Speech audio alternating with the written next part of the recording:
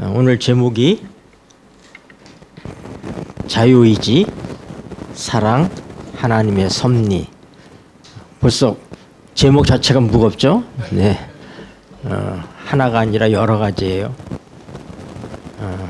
자유의지, 그리고 사랑, 하나님의 섭리. 네. 그래서 프리윌, 우리가 영어로 할 때 프리윌이라고 그러죠.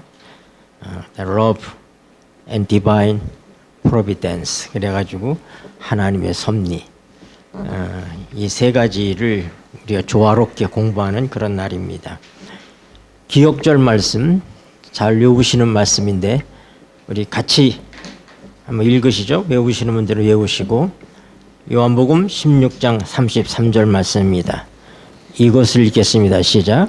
이것을 너에게 이르는 것은 너희로 내 안에서 평안을 누리게 하려 함이라. 세상에서는 너희가 환난을 당하나 담대하라. 내가 세상을 이겨노라. 아멘. 네.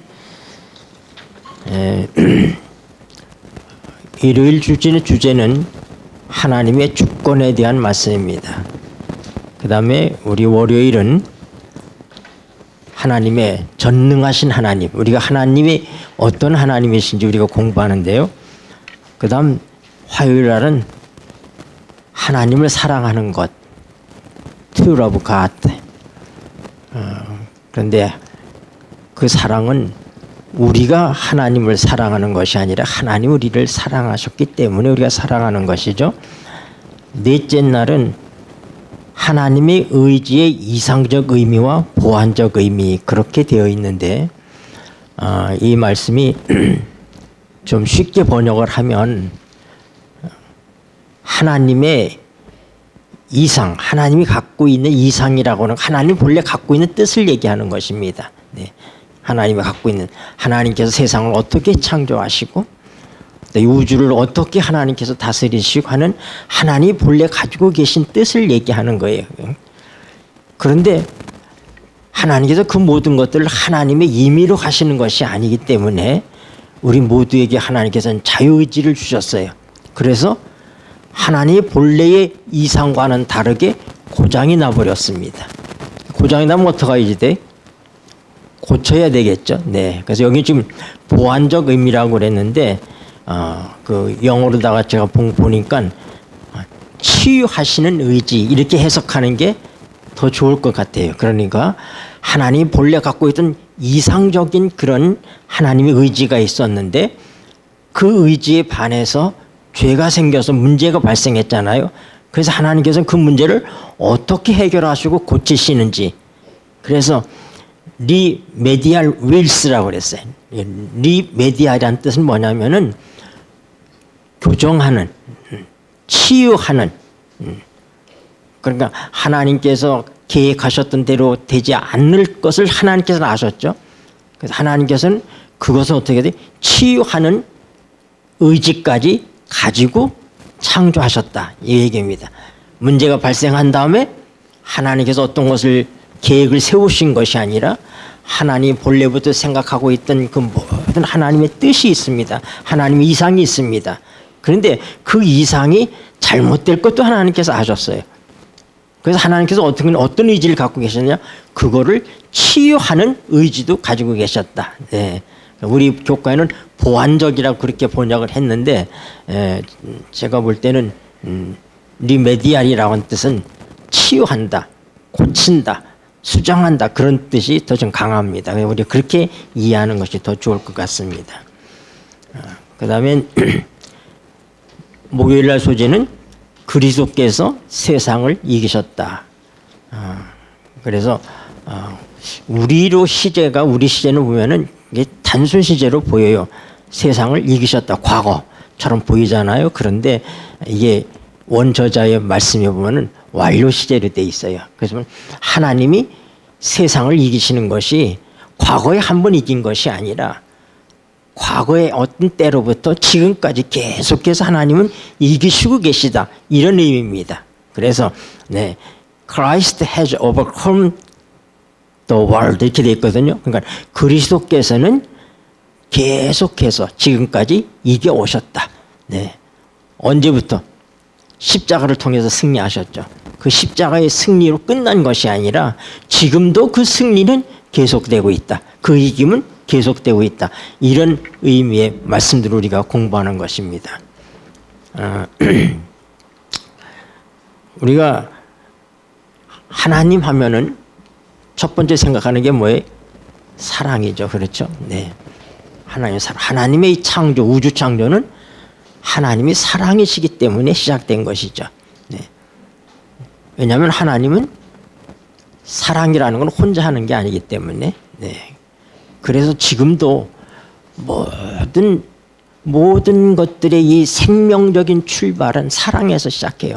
비록 죄를 진 세상에 우리가 살고 있지만 강아지 한 마리도 사랑함으로 태어납니다.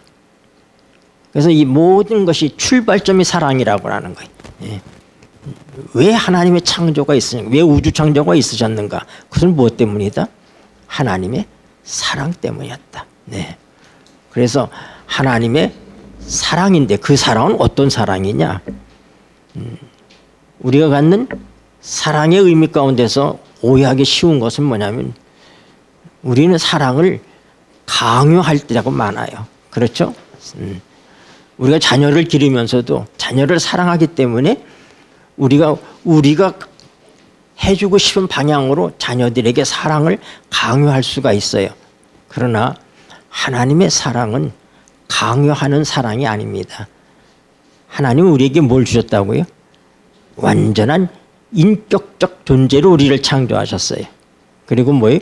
우리에게 의지를 주셨습니다. 자유의지를 주셨습니다. 하나님께서 창조하시기 전에, 이 만세 전에 하나님께서는 지구가 잘못될 것을 아셨어요? 모르셨어요? 아셨어요.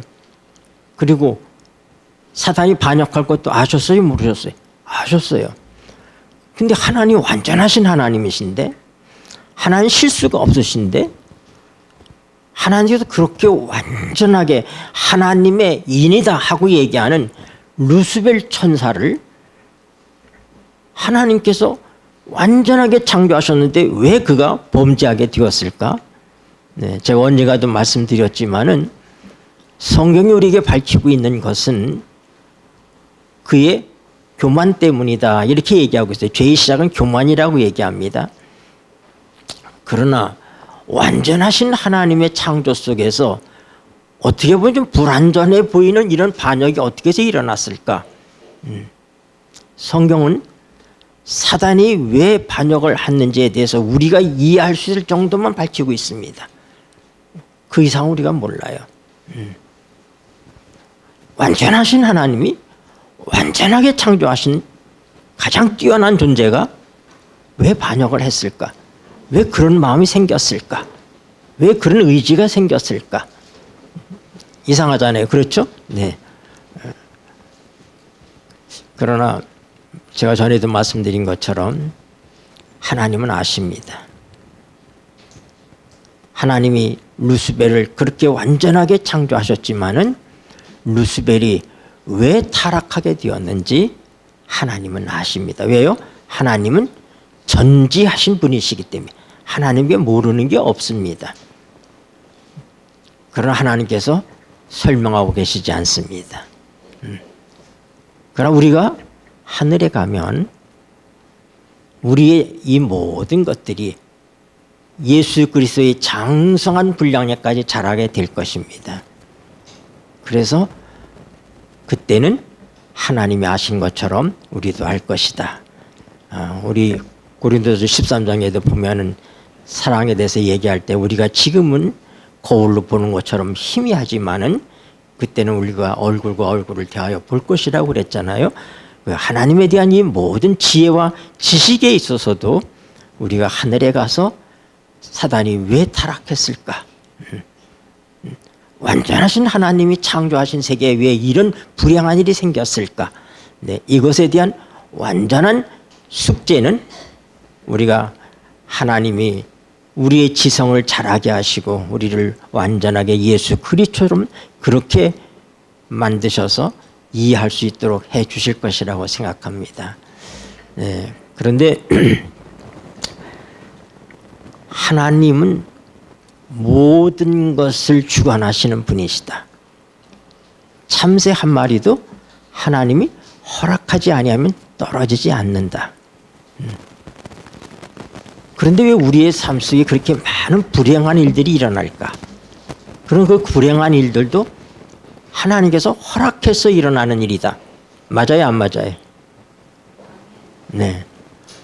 이 세상에 일어나는 모든 일들은 하나님의 허락하에 일어납니다. 그러나 하나님이 그렇게 되도록 하신 것은 아니십니다. 네. 그래서 우리가 성경을 읽다 보면 좀 이해되지 않는 부분들이 있어요. 그건 뭐냐면 다윗이 인구조사를 했을 때 어떤 성경에 보면은 사단이 그를 충동했다고 그러고 또 어떤 데 보면은 하나님께서 그 일을 하게 하셨다고 하고 우리가 예, 감사합니다.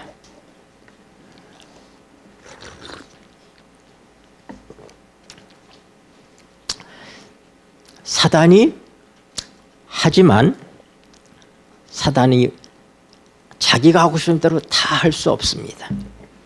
사단이라 할지라도 하나님의 주관 속에 있다는 사실을 우리가 알아야 돼요. 네. 그의 타락도 하나님께서 막지 않으셨어요. 하나님께서 금하지 않으셨습니다. 그렇다면 그건 뭐예요? 우리가 다른 의미에 있어서 하나님의 주관 속에서 하나님의 주권 속에서 허락된 일이다. 그렇게 우리가 이해할 수 있는 것입니다. 그런데 하나님은 전능하신 하나님이라고 그랬어요. 전능하신 하나님. 그건 하나님 못하시는 게 없어요. 다 하실 수 있는 분입니다. 그런데 그렇지만 하나님께서 할 수 없는 것이 있어요. 그건 뭐예요? 하나님답지 않은 것은 하나님께서 하실 수 없으십니다. 하나님은 전능하시지만 하나님이 할 수 없는 것, 하나님은 거짓말 하실 수 없으십니다. 사단과의 싸움이 이렇게 지루하고 오래가는 이유가 하나님은 하나님의 방법대로 싸우실 수밖에 없으시고 사단은 모든 방법을 동원합니다. 그렇기 때문에 화이트인에 그래 보면은 사단을 하나님께서 처리하시는 일에 있어서 얼마나 간단했냐면 돌멩이 하나 던져서 밖에 이렇게 돌멩이 하나 던지는 것처럼 그렇게 간단하게 사단을 처리할 수 있으셨다. 그렇게 얘기했어요. 그러나 하나님께서 우주 창조를 계획하시고 그 모든 일을 하실 때 하나님이 다 그걸 아신 겁니다. 그리고 하나님은 완전하게 하나님의 사랑 속에서 이 우주 만물을 창조하시고 다스리시고 영원토록 가도록 그렇게 계획하셨고 그 계획은 지금도 진행되고 있는 것입니다. 그래서 사단이 타락하게 되었을 때 사단을 바로 하나님께서 징계하셨더라면 그걸 없이 했더라면은 그것은 하나님의 자신에 대한 모순입니다. 하나님은 징벌하시는 하나님이 아니십니다. 하나님의 징벌 속에도 사랑이 있는 것입니다. 사랑과 징벌은 사랑과 심판은 전혀 다른 쪽에 있는 것처럼 보이지만은 하나님에게 있어서는 하나님의 심판도 하나님의 사랑 속에 있다고 저는 그렇게 생각합니다. 그래서 제가 늘 말씀드리는 것처럼 세 번째 주님께서 이 땅에 오셔서 악인들이 부활하고 그 다음에 이 마지막 사망의 존재인 사단을 불태워서 영원히 깨끗하게 하실 그때에 하나님께서 예루살렘을 보시고 예수님께서 예루살렘 멸망을 보고 눈물을 흘리신 것처럼 우리는 그때도 주님의 눈물을 볼 수 있을 것이라고 생각합니다. 왜냐하면 하나님이 창조한 모든 것들은 하나님의 사랑 때문에 존재했기 때문에 그 속에 다 하나님의 사랑이 배어 있는 것입니다. 비록 그들이 잘못 갔다 할지라도 그래서 우리가 요한복음 13장에 보면은 하나님이 예수님이 이제 때가 돼서 아버지께로 갈 때가 되었는데 자기의 사람들을 사랑하시되 끝까지 사랑하시니라 그렇게 말씀하고 있어요. 그리고 그 말씀 다음에 나오는 말씀이 뭐냐면 사단이 가룟 유다의 마음속에 예수를 팔려는 생각을 넣었다 그렇게 나와요. 그러니까 우리 예수님께서 이제 아버지로 갈 때가 됐기 때문에 이 세상에 있는 자기 사람들을 사랑하시는데 끝까지 사랑하셨는데 누구도 사랑하셨다? 유다도 사랑하셨다. 이미 사단에게 지금 농락당하고 있고 예수님을 팔 누구까지도요? 유다까지도 주님께서는 사랑하신 것입니다. 그러므로 멸망받는 모든 죄인들도 주님은 사랑하십니다. 그래서 죄의 삭은 고통이 아니라 영원토록 죽지 않고 고통이 아니라 죄의 삭은 사망인 것입니다. 죽게 하는 것도 하나님의 사랑의 한 모습인 것입니다. 그래서 우리가 하나님에 대한 것을 이해할 때 사랑을 떠나서 이해하면 오해가 생깁니다. 사랑 안에서 우리가 다 모든 것들을 보아야지 돼요. 네. 그럼 우리가 어떻게 생각하면 사단이 타락하고 난 다음에 지구가 창조됐습니다. 하나님은 지구가 창조되면 사단에 의해서 우리가 어려움을 받게 될 것을 아시고 창조하셨어요. 네. 좀 아이러지하지 않아요? 그 어떻게 보면 하나님께서 지구 창조를 의도적으로 창조하셨다. 그렇게 생각할 수 있어요. 네. 그럼 하나님께서 사단에 의해서 지구가 그의 수중에 떨어질 것을 알고도 하나님께서 어떻게 했다고? 지구를 창조하셨다고요. 왜요? 사랑이시기 때문에.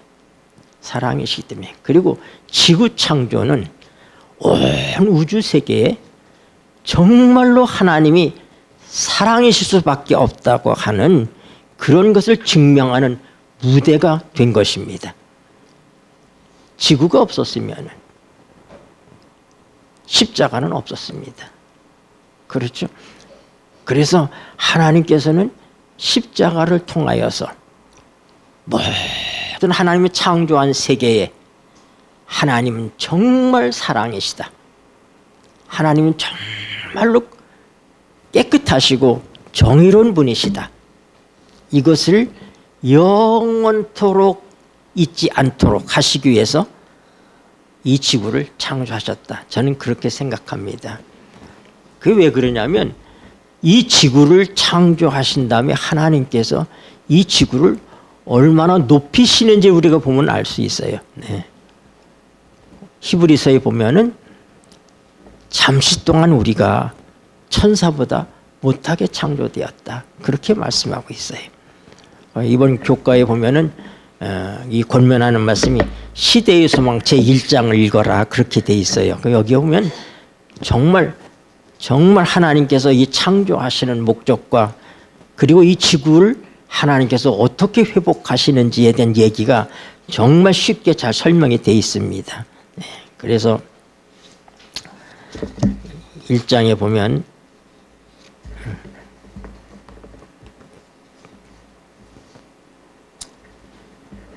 이 뒷부분에 이런 말씀이 있습니다. 그리스도의 구속 사업으로 말미암아 하나님의 정부가 공의롭다는 것이 입증되었다. 전능하신 하나님은 사랑의 하나님이라는 것이 공표되었다. 사탄의 비난은 논박을 당하고 그의 성격이 백일하에 드러났다. 다시는 반역이 일어날 수 없다. 죄가 다시는 우주에 들어오지 못할 것이다. 영원한 세대를 통하여 온 우주는 배도의 위험이 없게 되자 자아를 버리는 그 사랑의 희생으로 말미암아 땅과 하늘의 주민들은 끊을 수 없는 연합의 줄로 그들의 창조주께 묶여진다. 구속의 사업은 완성될 것이다. 죄가 많던 곳에 하나님의 은혜가 더욱 풍성해진다. 사탄이 자기의 것이라고 주장한 바로 이 땅, 지구 자체가 속량함을 받을 뿐 아니라 높임을 받게 될 것이다. 지구가 어떻다고요? 높임을 받는다고 얘기하고 있어요. 죄의 저주 아래 하나님의 영광스러운 창조물 가운데 오점이 되었던 이 작은 세계는 하나님의 우주 안에 있는 다른 모든 세계보다 더욱 영광을 받게 될 것이다. 이곳 하나님의 아들이 인성으로 거하셨고 영광의 왕께서 사셨고 고생하시고 돌아가신 이 땅에서 그가 만물을 새롭게 하실 때에 하나님의 장막이 사람들과 함께 있을 것이며 하나님이 저희와 함께 거하시리니 저희는 하나님의 백성이 되고 하나님은 친히 저희와 함께 계셔서 저희 하나님이 되실 것이다. 그리하여 무궁한 세대를 통하여 구속받은 자들이 주의 빛 가운데 다닐 때에 그들은 그분의 말할 수 없는 선물 임마누엘 곧 우리와 함께 계시는 하나님을 주신 것에 대하여 그분을 찬송할 것이다. 네, 우리가 결코 억울하지 않게 하나님께서 우리를 사랑과 공의로서 대하시는 것입니다. 여러분, 어느 우주 세계에 하나님이신 예수 그리스도가 33년 반 동안 함께 살았던 그런 우주에 하나님의 창조한 세계가 있습니까? 없습니다. 이 작은 지구에 하나님 창조의 막내인 지구에 창조 주신 우리 주님께서 우리와 똑같은 인간이 되셔서 33년 반을 함께 사셨습니다. 뿐만 아니라 그분은 영원히 인자가 되셨습니다. 예수님은 앞으로도 영원히 인자로 사십니다. 그리고 이 지구에 하나님의 보좌가 내려옵니다. 우주의 질서에 대변동이 있을 거예요. 지금 하나님이 창조한 이 모든 세계는 하나님의 보좌를 중심으로 움직이고 있습니다. 지구가 태양을 중심으로 돌고 있는 것처럼 온 우주가 하나님의 중심으로 다 이렇게 움직이고 있는데 지구가 우주의 중심이 되면 이 우주의 모든 궤도가 다 바뀔 거예요. 네. 그래서 천지가 진동하는 일이 올 것이라고 얘기하죠. 천지가 진동하는 일이 있게 되는 것입니다. 주님께서 오실 때 우리는 주님이 33년 반 동안만 깜짝 쇼로다가 사람이 되셔서 십자가에 죽으셨다고 생각할 수 있습니다. 아닙니다. 주님은 영원히 희생하셨습니다. 그는 영원히 인자가 되셨어요. 그의 신성을 감추셨어요. 그리고 영원한 세월 동안 그분은 우리와 같은 똑같은 인자로서 사실 것입니다. 네. 어떻게 이렇게 하나님께서 하실 수 있을까? 네. 그래서 주님께서 하시는 모든 역사는 성령을 통해서만 가능하게 돼 있어요. 그래서 하나님께서 이것을 회복하시는 일을 위해서 세 분이 하나님을 의논하시는 가운데 예수님께서 모든 죄값을 치르시고 율법을 완전케 하시는 일을 그분이 하셔서 하나님과 우리 사이를 화목하게 하시는데 그가 이루신 이 놀라운 구속사업의 완성을 위해서 예수님께서 아버지에게 요청하신 것이 있는데 그게 바로 뭐예요? 성령을 요청하신 거예요. 그래서 성령을 얘기할 때 아버지의 약속하신 성령이라고 얘기하는 거예요. 왜냐하면 주님은 사람이 되셨기 때문에 그분은 인간으로 이 땅에 계실 때 베들레헴에 계실 때는 예루살렘에 계실 수 없습니다. 갈릴리에 계실 때는 사마리아에 계실 수 없으셨어요. 인간이 되셨기 때문에 하늘에서 지금 그분은 인자로서 우리의 대제사장으로서 역할을 하시고 계신 거예요. 대제사장은 사람이어야 됩니다. 우리를 대표하시는 거예요. 그러면 하늘에 가셔서 도로 그러면 인성을 벗으시고 신성이 되셨으니까 그러면 대제사장이 되실 수가 없어요. 그분은 우리를 대표하시기 때문에 우리가 똑같은 인간으로서 지성소에서 우리를 위해서 중보하시고 계신 거예요. 그렇기 때문에 그분이 우리를 고아처럼 버려두지 않고 영원히 함께 하시겠다고 약속하셨는데 그 약속은 성령을 통해서만 가능한 거예요. 그래서 그 보혜사를 그렇게 강조하신 거예요. 네. 요한복음 7장 37절에도 보면은 예수님이 아직 영광을 받지 못하신 거로 뭐예요? 성령이 저희에 계시지 않더라. 그렇게 얘기하잖아요. 그래서 성령은 예수님의 십자가의 사건의 성공과 관련이 있습니다. 십자가를 통해서 승리하시고 주님이 하늘에 올라가셔서 오순절날 하나님께서 예수님을 만왕의 왕이요 만주의 주로서 다시 한번 인정하시고 오른손으로 그를 높이 드십니다. 베드로 사도는 얘기하기를 오늘 하나님께서 이 예수를 오른손으로 높이 드셨기 때문에 너희가 보고 듣는 이 성령이 우리에게 오셨다 얘기합니다. 네. 그래서 예수님이 승리하시면 아버지께서 성령을 보내셔서 그 성령을 통해서 예수님께서 우리 안에 거하실 수 있도록 그렇게 모든 게 계획되어 있습니다. 놀라운 것은 이 구속사업을 보면서 제가 참 생각하는 놀라운 점이 한 가지는 뭐냐면 이 모든 구속사업의 주권자가 하나님이십니다. 아버지 하나님이십니다. 그래서 역할이 다 달라요. 삼위 하나님의 역할이 달라요. 동등하신 하나님이시지만 하시는 역할이 다릅니다. 예수님이 아들로서 인자가 되셔서 이 땅에 오셔서 우리의 모든 죄의 문제를 해결하시고 하나님의 율법에 문제가 없다는 사실을 증명하시는 일을 그분이 하십니다. 그런데 그분이 오실 때 인간으로 오셨기 때문에 그분이 본래 가지고 있는 생명을 갖고 있지 못하십니다. 인간이니까요. 그래서 요한복음 5장 26절에 아버지께서 아들에게 자기의 생명을 주셨다고 얘기합니다. 예수님은 아버지의 생명을 가지고 오신 거예요. 네. 그리고 그 생명을 우리에게 주시는 것입니다. 그러므로 우주 세계 속에서 하나님 자신이 갖고 있는 생명을 받는 존재는 우리밖에 없습니다. 그래서 우리가 뭐예요? 우리가 아들이 되는 거예요. 네, 히브리서 1장에 보면은 언제 천사를 향해서 내가 너를 낳았다 그렇게 말씀하죠. 천사는 아들이 아닙니다. 그러나 예수님에게 아버지 자신의 생명, 그걸 그 원어로다가 썼을 땐 조회라고 썼어요. 조회.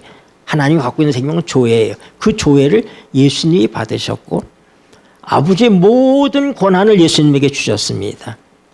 그리고 그 예수님이 받으신 그 권한을 누구에게 줘요? 성령님에게 주십니다. 그러니까 이 구속 사역에 있어서의 모든 능력과 모든 것들은 아버지의 것을 가지고 합니다. 아버지도 하나님이고 예수님도 하나님이고 성령님도 하나님이시지만은 예수님도 내려놓으셨어요. 예수님은 인성 속에 신성을 감추셨어요. 자기 것 갖고 사시는 게 아니라 아버지의 생명으로 삽니다. 그리고 성령님도 똑같은 생명이신 존재이고 하나님이시지만은 그는 예수님께서 가지고 계신 것을 성령에게 그대로 주신 것입니다. 아버지가 예수님이 받은 것을 성령에게 주시는 거예요. 그래서 어떻게 돼?